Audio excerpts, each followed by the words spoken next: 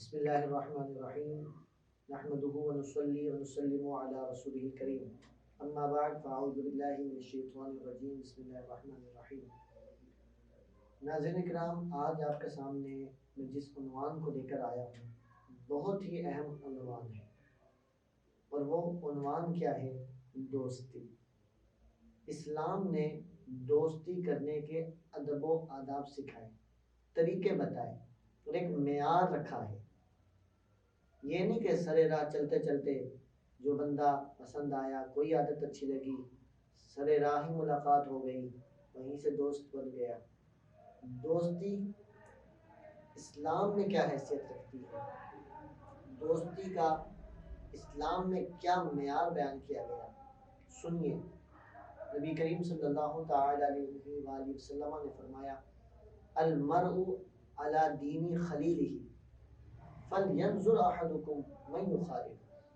فرمایا آدمی اپنے دوست کے دین پر ہوتا ہے۔ تم میں سے ہر ایک کو چاہیے کہ وہ خوب غور کرے کہ وہ کسے اپنا دوست بنا رہا ہے، یعنی دوستی کو دینداری کے ساتھ تشبیہ دی گئی۔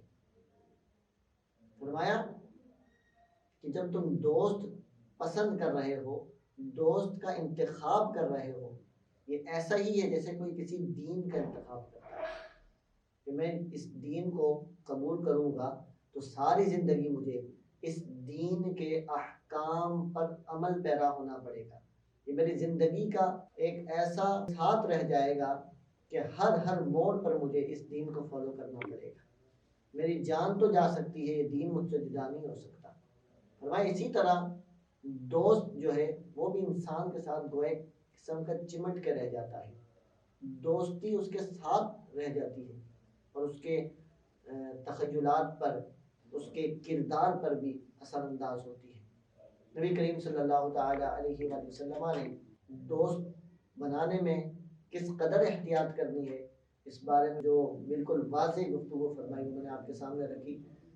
قرآن مجید فرقان حمید میں خالق کائنات نے سورۃ الزخرف کے اندر اس بات کو بیان فرمایا: الاخلاء یومئذ بعضهم لبعض عدو الا المتقین۔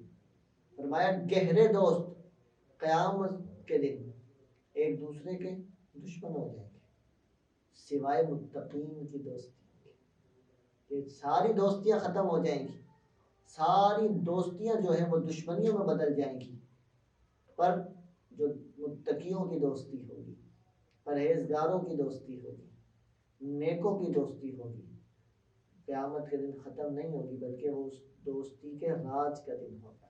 دیکھیے نا، خربوزے کو دیکھ کر خربوزہ رنگ پکڑتا ہے، اور تل کو گلاب کی صحبت میں رکھو وہ بھی گلابی ہو جاتا ہے۔ تو کیا صحبت اثر رکھتی ہے؟ جب کسی اللہ والے کے پاس بیٹھو گے نا، کسی عشق حقیقی والے کے پاس بیٹھو گے، جب وہ ایک آہ کھینچے گا تو ہو سکتا ہے کہ اس کے سوز کا کچھ حصہ ہمارے سینے میں بھی داخل ہو جائے۔ اور کبھی ہم نیک ہوں، ہم نمازی بھی ہوں، کسی بدکار اور گناہ گار کے پاس بیٹھنا شروع کریں گے نا، ہو سکتا ہے وہ جب گناہ کی پلاننگ کر رہا ہو تو کوئی وسوسہ ہمارے دل میں بھی آ جائے۔ اس لیے اپنی دوستیاں پاکیزہ رکھیں، اپنے دوست اچھے رکھیں۔ دوستی کو نبی کریم علیہ السلام نے دین سے تشبیہ دی ہے، لہذا ہر ایک غور کرے میرا اٹھنا بیٹھنا کہاں ہے۔ انشاءاللہ تعالیٰ اس پر کچھ واقعات بھی میں اگلی ویڈیو میں سناؤں گا، احادیث کریمہ کی روشنی میں۔ اللہ تعالیٰ ہم سب کو عمل